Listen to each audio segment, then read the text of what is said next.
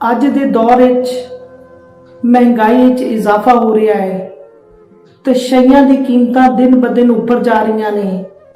ते इन्हां हालातां दे विच माड़े बंदे वास्ते गुजारा करना बहुत मुश्किल हो गया है। जिंदे विच खंड 150 रुपए, घ्यो 455 रुपए, ऑयल 380 रुपए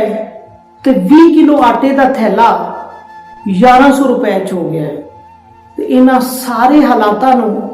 शायद बड़े सोहने अंदाज विच बयान करिंदा है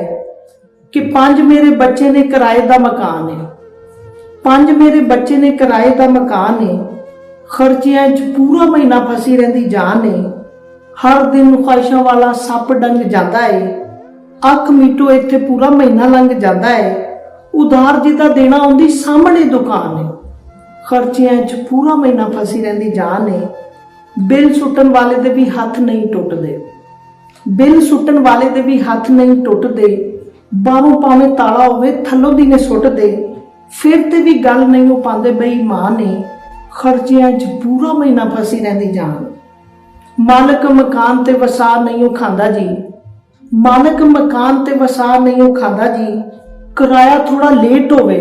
महल्ले नूं सुणांदा जी, रख दिंदा गली विच साडा उह समान है, खर्चियां च पूरा महीना फसी रहिंदी जान। आई तनख्वाह ते पराया धन हुंदी है, आई तनख्वाह ते पराया धन हुंदी है, जिदा देना खबर उन्होंने कन्नों कन हुंदी है, दवो ना ते बुआ तोड़ खांदा है जहान है, खर्चियां च पूरा महीना फसी रहिंदी जान है।